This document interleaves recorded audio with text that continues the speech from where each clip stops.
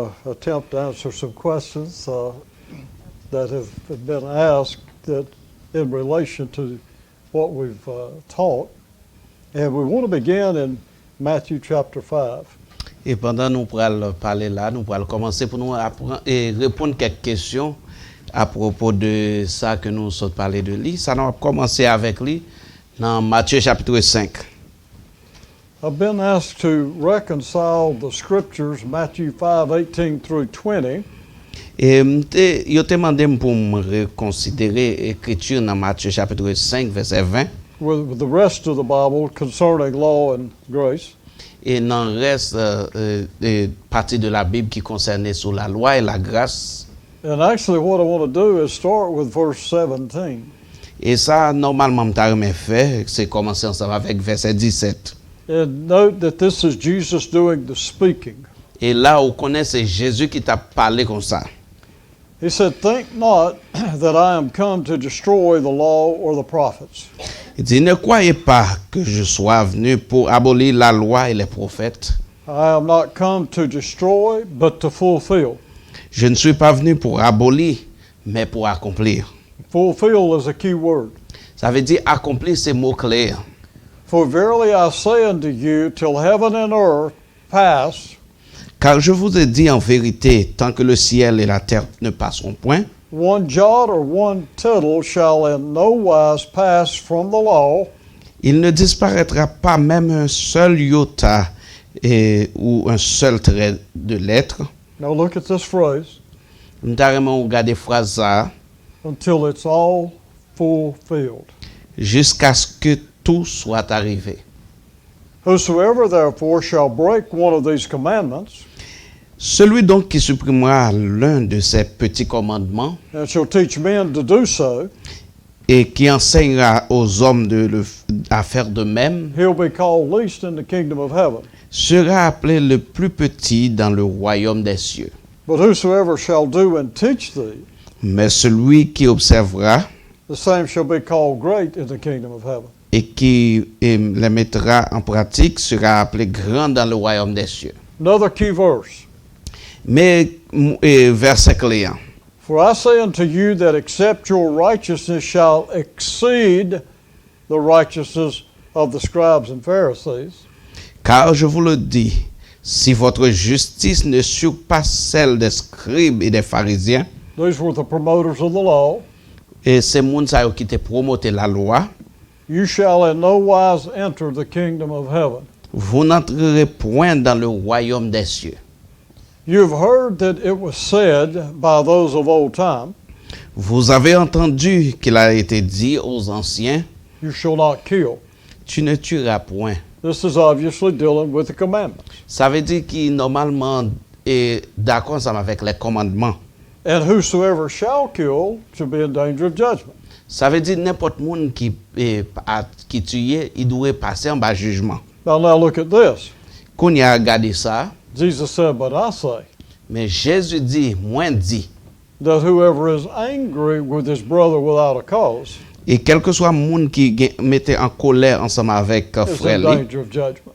lui-même, lui méritait d'être puni par les juges. Now, with those statements said, let me explain some things. Et non, partie ça, il dit, qui m'expliquer quelques bagailles. Number one, Jesus came to earth under the old covenant. Et premier bagaille que Jésus-Christ venu sous terre ça en bas ancien contrat. His entire lifetime, the law was in effect. Ça veut dire tout le temps li, et ça veut dire la loi lui-même était effective. Why did he come? Et pour qui ça le venu? Not to destroy it, C'est pas pour le détruire li, but to fulfill it. mais pour l'accomplir. Once it's fulfilled, Immédiatement ou bien lorsque l'est accompli, then that law is no longer needed. ça veut dire la loi qu'on y a là ou pas besoin encore. Now, what people fail to understand Et ça moun raté pour être capable de comprendre non? is that grace has a higher standard than law. Que la grâce gagne un standard qui est plus grand que la loi. Jesus just said it here. Et Jésus juste dit ça là, You've heard it said, you shall not kill. ça veut dire autant d'elle dit qu'on pas doit tuer. My paraphrase, I'm saying you can't hate. comme ça, me résumer ça, me dit ou pas même karaï on moun. You've heard it said, don't commit adultery. Ou tandel dit puis commettre adultère I say, don't think about it. et moi même dit ou pas même penser à ça. So grace will fulfill the law. Grace will not violate the law. Let me put it that way. Ça veut dire la grâce pas violer la loi, on nous mettait de façon ça. If you live by the nature of God, Si vous vivez d'après la nature de Dieu, you're not going to violate the Word of God. ça veut dire ou pas violer la parole de Dieu. It's as simple as that. Il est vraiment simple que ça. Which brings me to another question. Qui peut-être permettre que m'arranger ma l'autre Should question. we live by the Ten Commandments? Est-ce que nous devons vivre d'après les 10 commandements? No. Non. Live by the nature of God. Vous avez besoin de vivre d'après la nature de Dieu. And if you live by the nature of God, Si vous vivez d'après la nature de you're Dieu, going to fulfill the other. ça veut dire ou pas accomplir l'autre là. Stop looking at external rules and regulations and learn your nature. Et c'est pour suspendre garder et loi extérieure, yo, c'est pour travailler d'après nature que autres. If we let Jesus' life be lived through us, Ça veut dire si vous quittez Jésus-Christ capable de vivre He's dans not nous-mêmes. going to violate the Word of God. Ça veut dire il ne pas violer la parole de Dieu. And Galatians 2:20 says it this way, Dans Galates chapitre 2 verset 20 dit I'm ça, crucified with Christ. moi crucifié avec Christ. That nature's dead, Ça veut dire nature ça, les mourir but I'm still living. et même toujours à vivre. But it's not me living. Mais c'est pas moi-même qui vivre. Not that old nature that's living, not Adamic nature. C'est pas ancienne nature qui vivre, c'est pas nature adamique qui vivre. But it's Christ living in me. Mais c'est Christ qui vivre dans moi-même. It's a divine nature that's on the inside of me. Ça veut dire c'est la nature divine qui est en dedans moi. And the life that I'm now living, Et la vie que m'a vivre qu'on y a, I'm living by the faith of the Son of God. m'a vivre d'après la foi du Fils de Dieu. I'm living by a new nature, not an old nature. M'a vivre dans une autre nature, c'est pas une ancienne nature là. And this new nature is superior to law. Ça veut dire nouvelle nature ça est supérieure à la loi. The law just pointed me to the nature Parce que la loi lui-même mène vers une nature by pointing me to Jesus Christ, the Son of God. pour le capable mener vers Jésus-Christ le Fils de Dieu. So stop looking to live by rules and regulations and be led by the Spirit of God and the Word of God. C'est pour suspendre vivre par moyen la loi et nature de la loi, mais c'est pour vivre d'après la nature de Dieu. Amen? Amen. And then another question, Et encore une autre question. when the law of the land does not agree with the Word of God, which should you obey? Quand la loi de la terre n'est pas d'accord ensemble avec la loi de Dieu, qui ça qu'on doit obéir? God. Bon Dieu. God is always superior. Parce que bon Dieu est toujours supérieur. What did Jesus live by, the Word of God, or did he live by the law of the land? Et comment Jésus-Christ vit d'après la loi de Dieu ou bien c'est la loi de Did la his terre? apostles live by the Word of God or by the law of the land? Est-ce que apôtres vivent selon la loi de Dieu ou bien c'est la loi de terre là? Did Paul live by the Word of God or by the law of the land? Est-ce que Paul vivent d'après la loi de Dieu ou bien la loi terrestre là? See, the Word of God got him in prison, got him killed or whatever, but live by the Word of God. Ça veut dire la parole de Dieu mettait mourir, fait aller en prison, mais ils vivent d'après la parole de Dieu.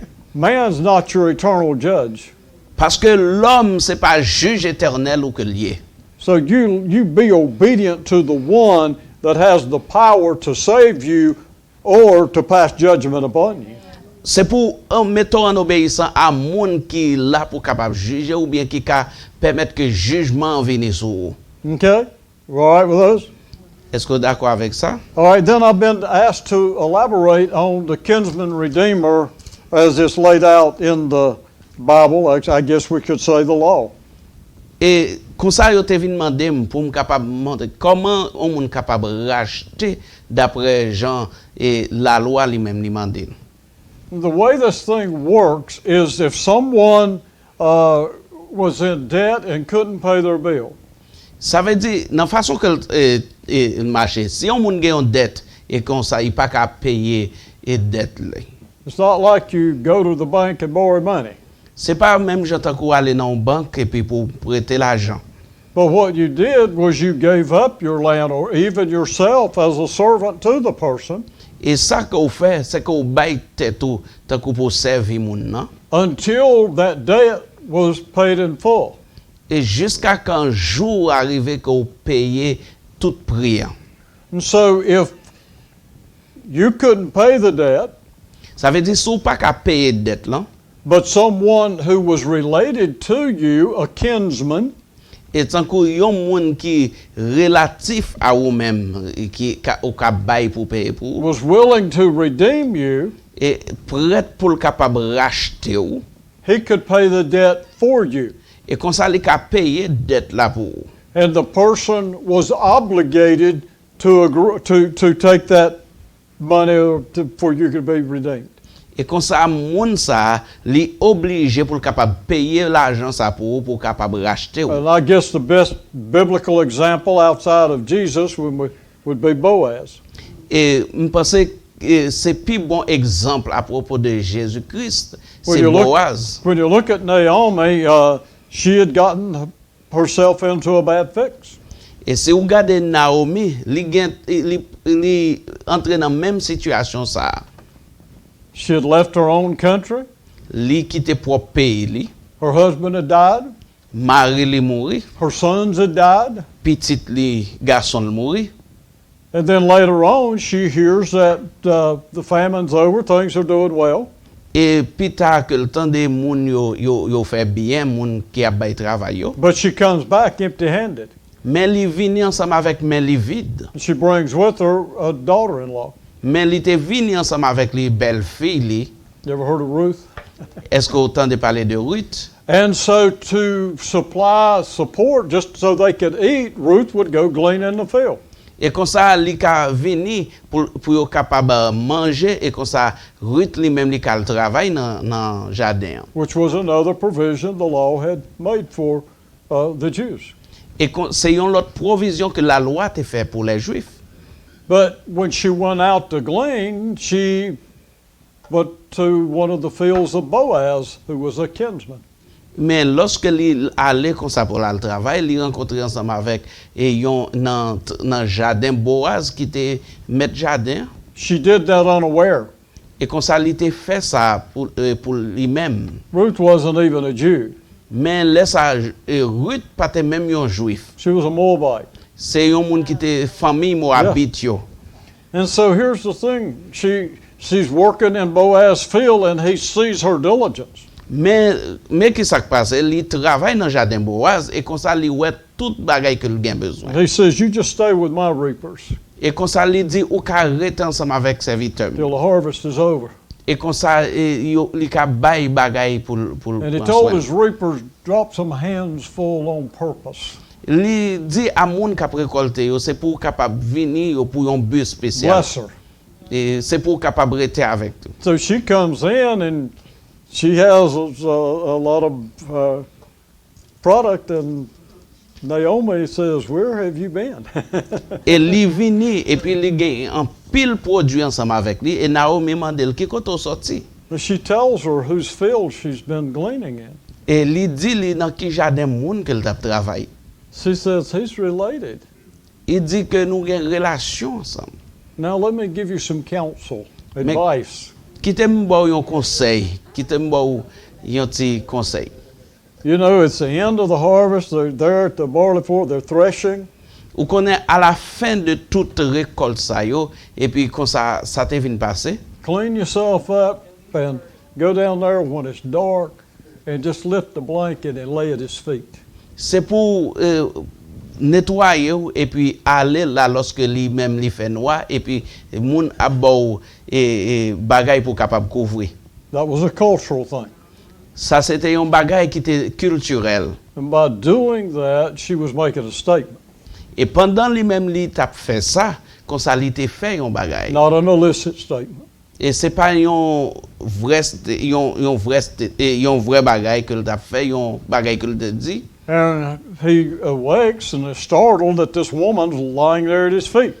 Et comme ça, pendant lui-même, il campait, mais dame ça, il là devant pied li.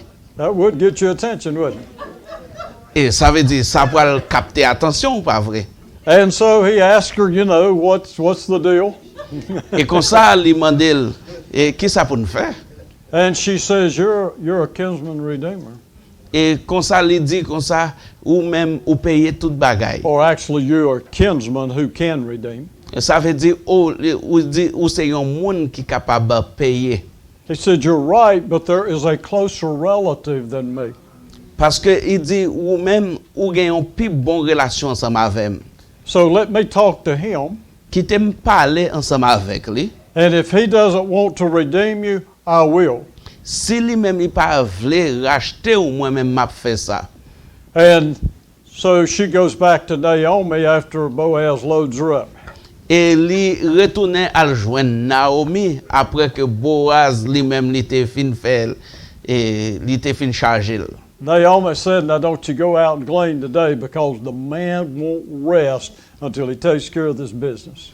Et Naomi te dit ou pas aller pour capable reposer parce que moun il pas jamais reposer jusqu'à quand il fin prend soin tout ça qu'il gagne pour le faire. So Boaz goes to the gate, or I could say to the courthouse. Et Boaz qu'on a là, il était allé, c'est m'a dit tant que c'est dans le tribunal là. And this kinsman comes by.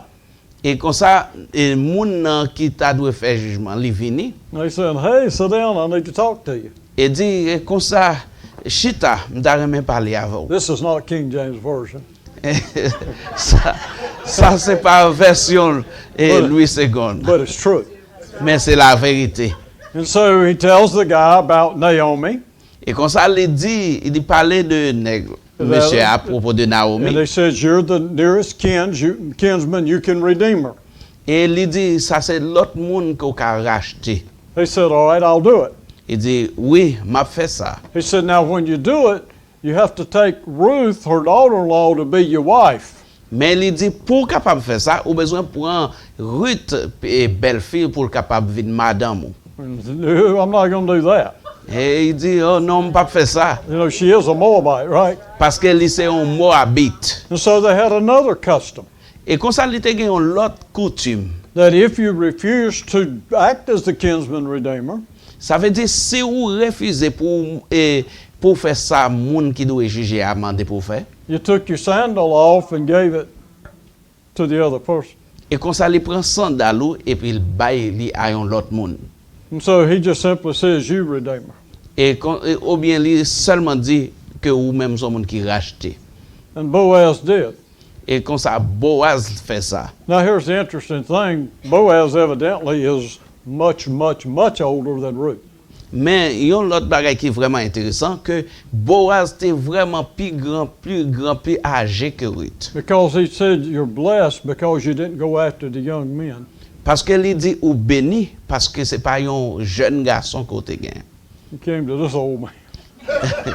Il venu âge ancien monde. But I'll grand redeem monde. you. Mais normalement, il racheté. So he retired all of Naomi's debt and bought back her property. Ça veut dire, ça le fait, il prend toute dette que Naomi te doit payer, il achète pour lui. And he and Ruth had a son, Et ça veut dire, Ruth te vient gagner un petit garçon, Obed. et c'est comme ça qu'il te vient faire Who was Obed. the father of Jesse, Si qui est le fils the de, grandfather of David. si qui c'est grand-papa David. So that's an excellent picture of a kinsman redeemer.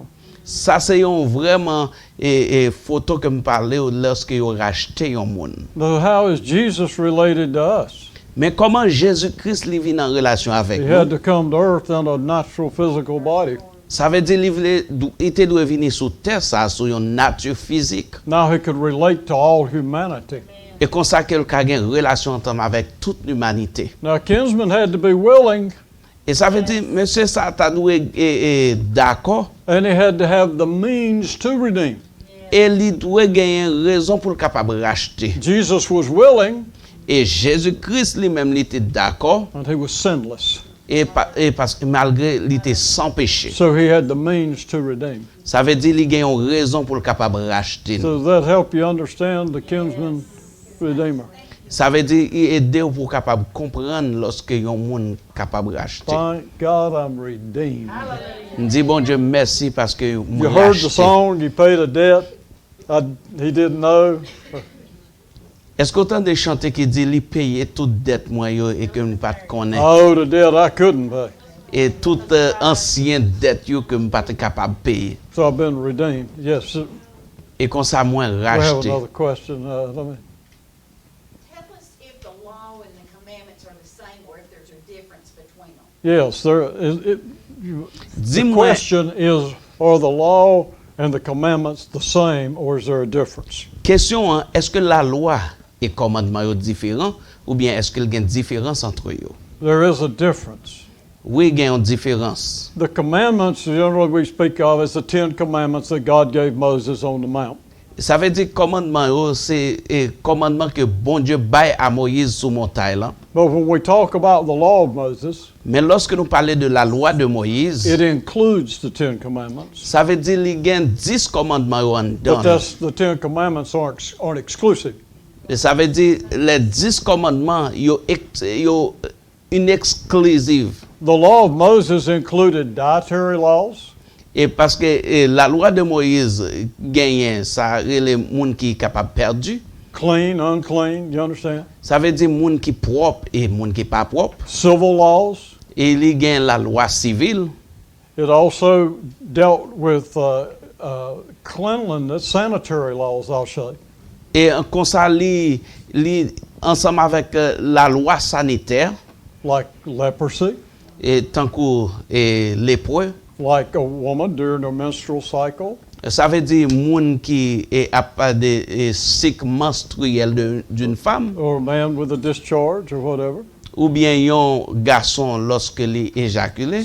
The law is what we would call the constitution of the nation. La loi c'est ça qui relève comme une constitution That's what the d'une nation nation. was governed by in all aspects. C'est ça nation t'a vivre de lui-même ou bien de tout aspect li. So it covered every area of that natural man. Et comme ça il te couvre toute partie de l'homme naturel là. And the 10 Commandments dealt with the main issues, as we would say. Mais les 10 commandements lui-même il était d'après problème l'homme de gagné. Okay? Now, here's the thing about it. Jesus fulfilled all of it. Mais qui bagaille de yo, c'est que Jésus-Christ lui accompli tout ça yo. And here's what he said. Mais qui ça le dit? If you love the Lord your God with all your heart, your soul, your mind, and strength, Si vous aimez bon Dieu Seigneur là avec tout cœur, avec tout l'esprit ou, and you love your neighbor as yourself, et vous aimez voisin ou l'entend que vous aimez propre tête ou, then you fulfilled these commandments. et comme ça ou même ou accompli tout commandement ça yo. So we need to be focusing on operating with the love of God, Ça veut dire nous besoin monde qui focus pendant à opérer l'amour de Dieu. not overlooking sin, C'est pas pour capable au-dessus de péché, but forgiving sin. mais pour capable And we pardonner have a le péché. ministry of reconciliation, not condemnation. Et que nous gagnons un ministère de réconciliation, pas un ministère de condamnation. Amen? Amen. Answer your question? Very good. Est-ce que vous me répondez à une question? We'll stop there and then we'll let you take a test. Et nous avons fini là, et nous Okay. allons prendre un test là.